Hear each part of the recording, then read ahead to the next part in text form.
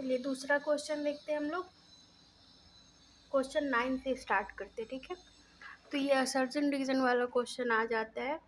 ये असर्जन रीजन वाले क्वेश्चन में हम लोग को बहुत से किसी को प्रॉब्लम होता है, तो आज मैं बताऊंगी कि आप उसको कैसे कोरिलेट करके उसको सॉल्व कर सकते हो, ठीक है। तो असर्जन दिया रखा है कि मार्क्स एक क्रांतिकारी था, ठीक है। ये तो सबको पता है कि मार्क्स एक क्रांतिकारी था। रीज़न दिया हुआ है यानी कि कारण, इसका कारण ये दिया हुआ है कि वो क्यों था। मार्क्स का इतिहास की प्रक्रियाओं से कोई सरोकार नहीं था, ये तो एकदम गलत बात है। ये रीज़न जो है वो गलत है और जो असर्जन है वो सही है। तो इसका ऑप्शन ए में दिया हुआ है, ए और आर दोनों सत्य है और ए आर की सही व्याख्या कर रहा है। तो नहीं, ये तो ए तो सही है लेकिन आर गलत है, तो ये व्याख्या भी गलत हो जाएगा। बी में दिया हुआ ए और आर दोनों सत्य है परंतु ए आर की व्याख्या नहीं कर रहा है, ये भी नहीं होगा। ए सत्य परंतु आर असत्य है, ये सी होगा, ठीक है। तो इसकी व्याख्या व्याख्या पढ़ते हैं हम लोग। मार्क्स ने समाजवादी व्यवस्था की स्थापना के उद्देश्य से यह घोषणा की कि विश्व के मजदूरों एक हो जाओ। इन शब्दों में उसने श्रमिक वर्ग का क्रांति के लिए आह्वान किया। मार्क्स के अनुसार इतिहास की या समाज का विकास द्वंद्व प्रणाली से होता है और भौतिक पदार्थ उस विकास को चलायमान करते हैं। मार्क्स भौतिक पदार्थ को ज़्यादा इम्पोर्टेंस देते हैं, ठीक है, वो विचार को ज़्यादा इम्पोर्टेंस नहीं देते। और ये कॉन्सेप्ट उन्होंने हीगल से लिया है, ठीक है। जबकि हीगल का जो था वो विचार को बहुत ज़्यादा इम्पोर्टेंस देते थे, लेकिन मार्क्स जो है वो पदार्थ को बहुत ज़्यादा इम्पोर्टेंस देते थे, ठीक है। ये जो द्वंद्ववाद का जो सिद्धांत है ये बेसिकली हीगल का है, ठीक है। उन हीगल से मार्क्स ने अडॉप्ट किया है। अब दूसरा क्वेश्चन देखते हैं। क्वेश्चन नंबर 10 है, अरस्तु को तर्क संगत रूप से राजनीति विज्ञान का जनक कहा जाता है।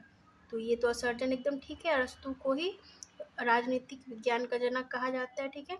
अब क्यों कहा जाता है, इसका रीज़न देखते हैं। प्लेटो ने आदर्शवाद की उसके द्वारा आलोचना इस दावे को सही प्रमाणित करती है, ठीक है। जो प्लेटो जो थे वो अरस्तु के गुरु थे, ठीक है, लेकिन गुरु थे फिर भी अरस्तु ने अपने गुरु की आलोचना की, बहुत सारे उनके सिद्धांत थे वो उनमें उनको कमी दिखाई दी और उनकी आलोचना की अरस्तु ने प्लेटो की। तो ये बात सही है कि प्लेटो ने अरस्तु की आलोचना की और इसलिए अरस्तु को राजनीतिक विज्ञान का जनक कहा जाता है। इसलिए नहीं आलोचना की, इसलिए क्योंकि उन्होंने ना राजनीति विज्ञान को बाकी सारे विज्ञानों से अलग किया। और जो राजनीति विज्ञान का जो होता है ना, बेसिकली जो अरस्तु ने 158 संविधानों देशों की यात्रा की और सारे जगह की संविधानों की तुलना की और इसलिए अरस्तु को राजनीति विज्ञान का जनक कहा जाता है, ठीक है। तो ये दोनों ठीक है, असर्जन रीजन दोनों सही है और इसकी ये व्याख्या कर रहा है। अब इसका देखते हैं हम एक्सप्लेनेशन क्या दिया हुआ है, ठीक है।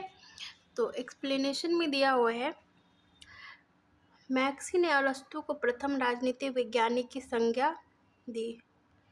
मैक्सी ने अरस्तु को प्रथम राजनीतिक वैज्ञानिक की संज्ञा दी।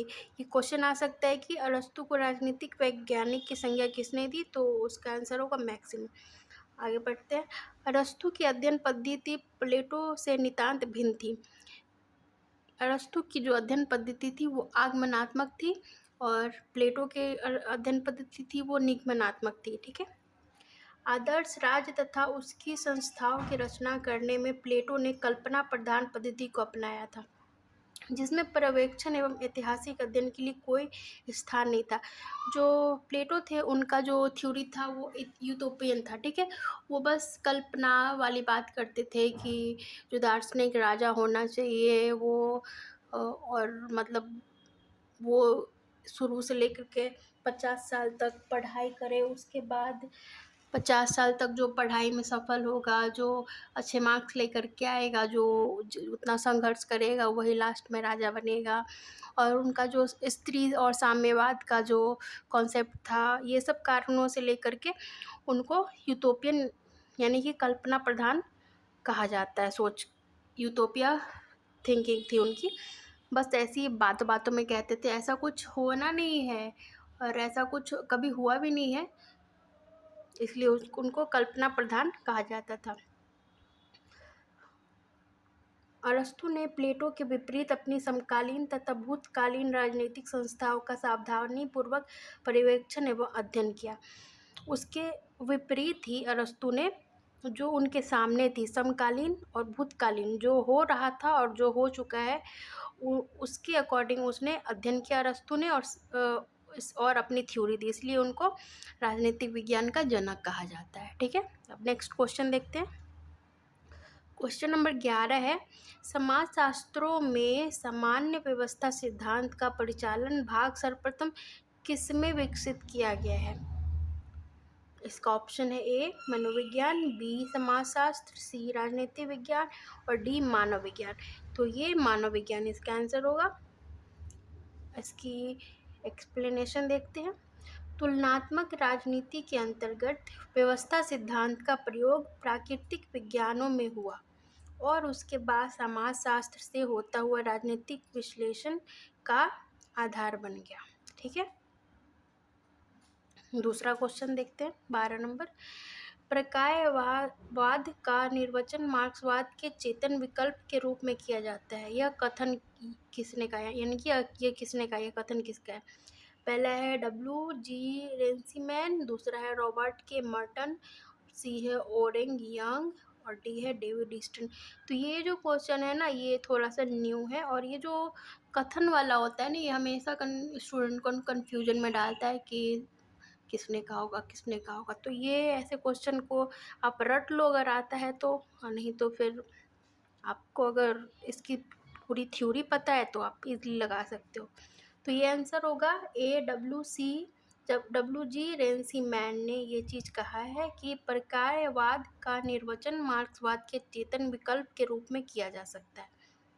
ठीक है, दूसरा क्वेश्चन देखते हैं।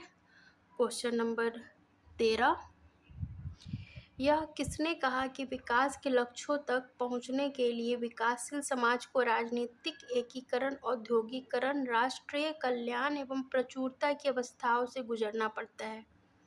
ये देखो, ये क्वेश्चन पे मैंने मोस्ट इम्पॉर्टेंट लगा रखा है ना। इसका ऑप्शन है रोस्टो, ऑर्गेन्स्की, लुशियन पाई और डेविड एप्टल। तो इसका होगा ऑर्गेन्स्की। ठीक है, ऑर्गेन्स्की के अनुसार राजनीतिक विकास के 4 स्तर है। एक होगा आदिम एकीकरण की राजनीति, औद्योगिकरण की राजनीति, राष्ट्रीय लोक कल्याण की राजनीति और समृद्धि की राजनीति। ये क्वेश्चन रिपीटेड क्वेश्चन है और ये क्वेश्चन बहुत बार आ चुका है।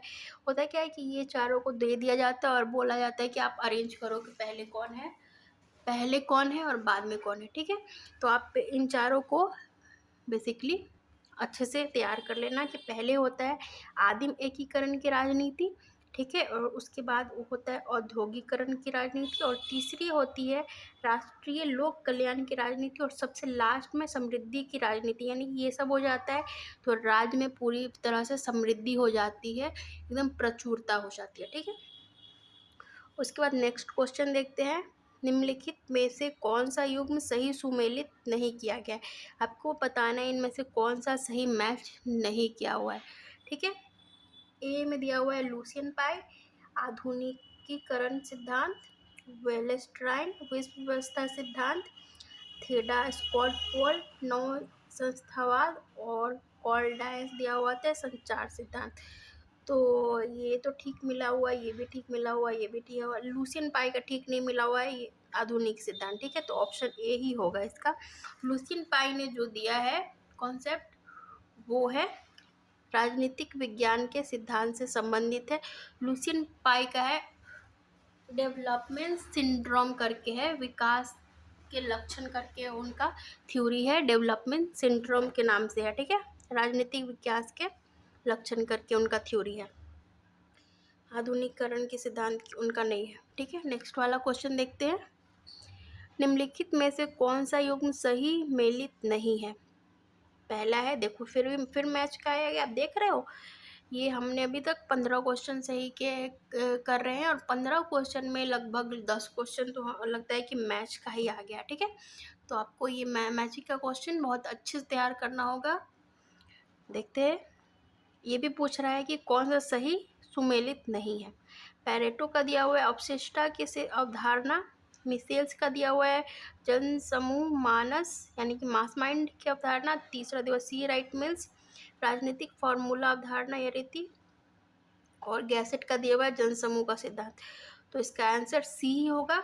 सी राइट मिल्स ने हमें इलाइट थ्योरी की कॉन्सेप्ट दिया था, यानी कि अभिजन जो सिद्धांत होता है, जैसे कि राजनीति में जो मेन समूह होता है उनका एक ग्रुप बन जाता है, वो कुछ अभिजन ही हमेशा ऊपर रहते हैं और नीचे वाले पे कंट्रोल करते हैं। तो वही थ्योरी सी राइट मिल्स ने दिया है इलाइट थ्योरी की। ठीक है, मिल्स राजनीतिक अभिजन सिद्धांत से संबंधित है। ठीक है, अभिजन सिद्धांत यानी कि इलाइट थ्योरी। 16 वाला क्वेश्चन देखते हैं, किसके सर्वेक्षण से नागरिक संस्कृति की अवधारणा विकसित हुई? पहला है मेक्सिको, इंडिया, पाकिस्तान, यूएसए व यूके। दूसरा है यूएसए, यूके, मेक्सिको, जर्मनी व इटली। ये और तीसरा है यूएसए, यूके, ऑस्ट्रेलिया, पाकिस्तान व इंडिया। और डी नंबर का ऑस्ट्रेलिया, कनाडा, यूएसए, यूके और फ्रांस। ये रट लो आप, इसका आंसर बी होगा। यूएसए, यूके, मेक्सिको, जर्मनी व इटली के सर्वेक्षण से नागरिक संस्कृति की अवधारणा विकसित हुई। ये बुक के बारे में है और इन पांचों देशों की स्टडी की थी। ठीक है, चलो नेक्स्ट वाला देखते हैं। असमान विनिमय किसका निरूपण है? पहला है समीर अमीन, दूसरा है अमर्त्य सेन और तीसरा है पॉल स्वीजी और चौथा है एंड्रे गुजर फ्रैंक। तो इसका आंसर होगा समीर अमीन। असमान विनिमय यानी कि इसको क्या कहते हैं, अंडर डेवलपमेंट। हाँ, अंडर डेवलपमेंट की थ्योरी समीर अमीन का दिया हुआ है। ठीक है, नेक्स्ट वाला देखते हैं। पार्टी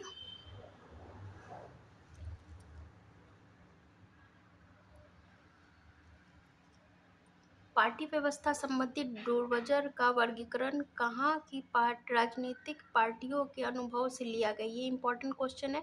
ये डुर्वजर का वर्गीकरण जो है ना, ये बहुत बार क्वेश्चन में पूछा गया, मोस्ट इम्पॉर्टेंट है, रिपीटली आता है हमेशा, तो इसको भी आप ध्यान से देखना। पूछा क्या कि राजनीति पार्टियों के अनुभव से लिया गया है, कहाँ की राजनीति पार्टी। तो इसका ऑप्शन है पश्चिमी यूरोप, यूरोप के समस्त प्रजातांत्रिक देश, विकासशील विश्व में पार्टी व्यवस्था, साम्यवादी विश्व में राजनीतिक पार्टी व्यवस्था। इसका आंसर होगा पश्चिमी यूरोप। सबसे पहले पश्चिमी के यूरोप में इसका वर्गीकरण किया गया है। ठीक है, इसका एक्सप्लेनेशन हम लोग देखते हैं। पार्टी व्यवस्था संबंधी डुर्वजर का वर्गीकरण निम्न प्रकार से है। कॉकस, साखी, सैल, मिलिशिया, ये 4 प्रकार का वर्गीकरण है। ये भी आ सकता है आपको कि आप इसको अरेंज करिए, पहले कौन आएगा बाद में कौन आएगा। तो पहले कॉकस, साखी, सैल और मिलिशिया। यह वर्गीकरण पश्चिमी यूरोप के अनुभव में लिया गया है। ठीक है, 19वां क्वेश्चन देखते हैं। अमेरिका के राष्ट्रपति के बारे में निम्नलिखित कथनों में से कौन सा सही है?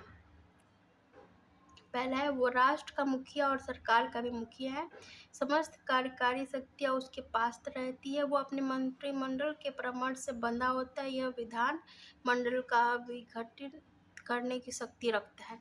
तो इसका आंसर देखते हैं क्या होगा। ये कूट में दिया हुआ है, देख रहे हैं आप, ये कूट में दिया हुआ है, इसमें से हम लोग को चुनना है। ठीक है, क्या होगा। तो पहला 1 और 3 सही है, दूसरा 2, 3, 4 सही है, तीसरा 1, 3 और 4 सही है, चौथा 1 और 2 सही है। तो डी ही इसका आंसर होगा, 1 और 2 सही है। इसका एक्सप्लेनेशन देखते हैं। अमेरिका के राष्ट्रपति के बारे में निम्न कथन सही है, वह राष्ट्र का मुखिया और सरकार का भी मुखिया होता है।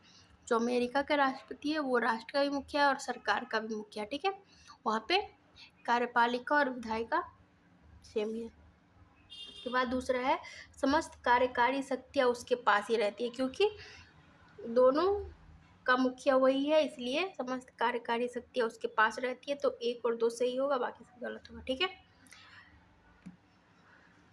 चलिए ठीक है, फिर अब हम लोग नेक्स्ट पार्ट में मिलते हैं। आगे का क्वेश्चन बाद में डिटेल करते, ठीक है। Bye, take care.